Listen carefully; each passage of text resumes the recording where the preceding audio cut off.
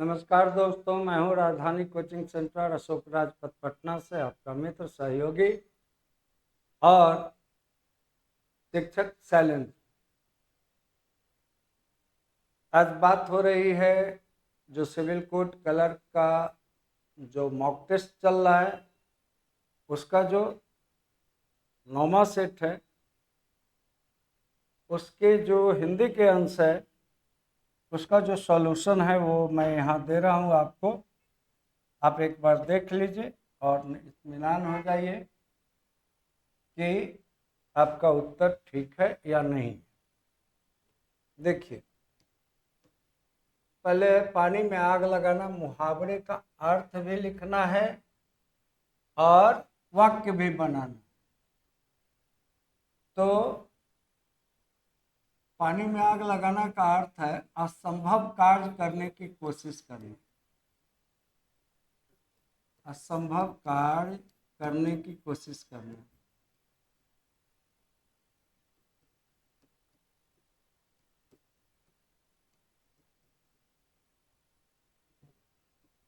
असंभव कार्य करने की कोशिश करना, यह अर्थ हो गया।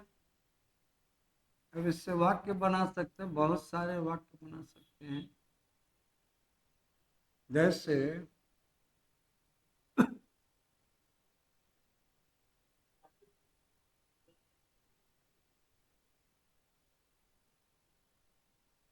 पाकिस्तान की भारत को हराने की कोशिश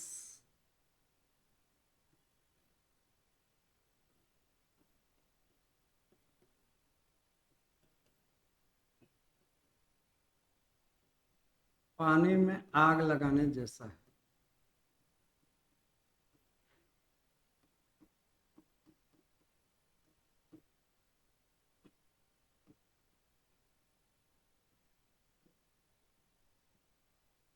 और भी वाक्य लगा सकते हैं, बना सकते हैं। प्रेमी लोग प्रेमिका से वादा करके पानी में आग लगाने की ही कोशिश करते हैं। धोखे की टट्टी, इसका अर्थ है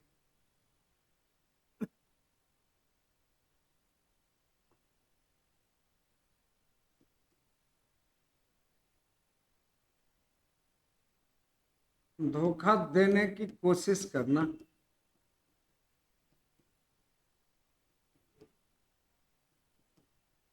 या धोखे में डालना।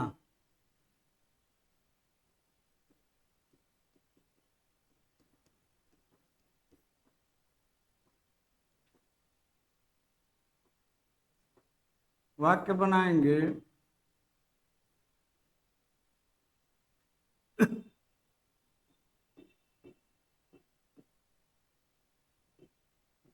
उसकी दुकान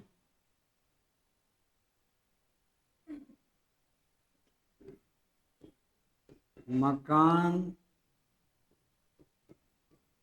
और बातों पर मत जाओ।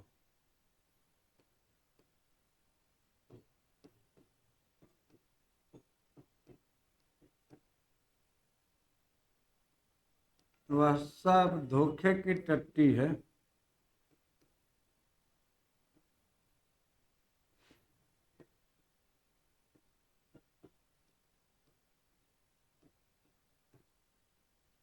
इसका मतलब है कि कोई हमें ऐसे जाल में फंसाता है,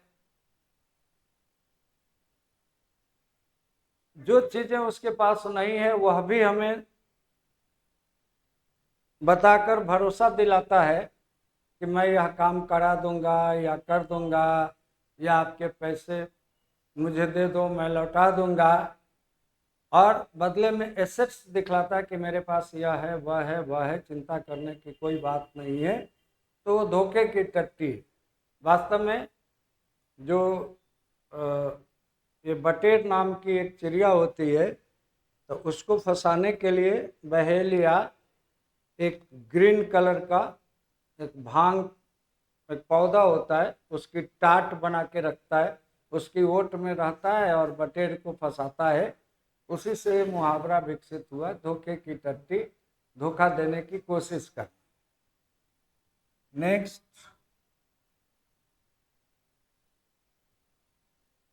इनके शुद्ध रूप लिखना है। पक्षी अंडे देता है। अब देखिए, पक्षी तो पुल्लिंग है, तो पुरुष तो अंडा देता नहीं, तो यहाँ हमें लिखना पड़ेगा कि चिड़िया अंडे देती है।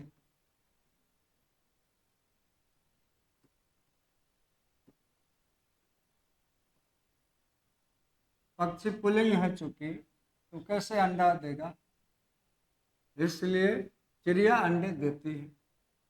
मरते क्या नहीं करते, ये नहीं है, ये फ्रेज है, मरता क्या नहीं करता, मरता क्या नहीं करता।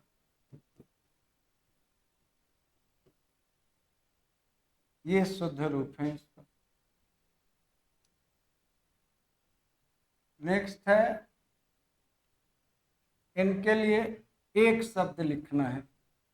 तो जो व्याकरण जानता है उसको कहते हैं वैयाकरणिक।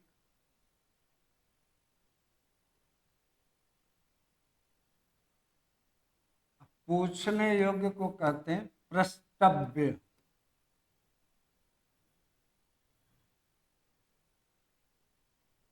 प्रस्तव्य।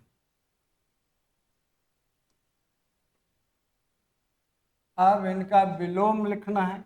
तो ईद का विलोम होता है मुहर्रम। बर्तनी पर ध्यान दी। मुहर्रम, ईद खुशी का पर्व है, मुहर्रम मातम का पर्व। और उत्कर्ष का विलोम है अपकर्ष। उत्कर्ष मतलब ऊपर उठना, अपकर्ष मतलब नीचे गिरना। यही आपके सेट के प्रश्न थे मेरे ख्याल से। हाँ, इनका समानार्थी मतलब पर्यायवाची लिखना है। तो आभूषण मतलब होता है गहना, अलंकार, विभूषण, ये सब इसके पर्याय हैं। अक्षर का वर्ण,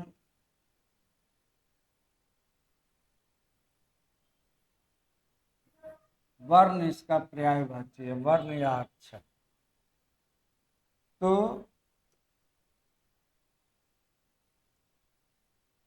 अब इतना ही आपके प्रश्न थे। ये सेट 9 का है, ये शायद नहीं दिख रहा हो, मैं फिर से लिख देता हूँ। वर्ण अक्षर का पर्यायवाची है। तो ये आपके जो प्रश्न थे हिंदी के, उसका सॉल्यूशन आपको मिल गया। नेक्स्ट सेट का सॉल्यूशन फिर आगे आएगा आपका। आप अपनी तैयारी अच्छी तरह से कीजिए, प्रैक्टिस में रहिए, लिखना जारी रखिए, तब सफलता धीरे धीरे आपकी ओर आएगी। आपका बहुत धन्यवाद।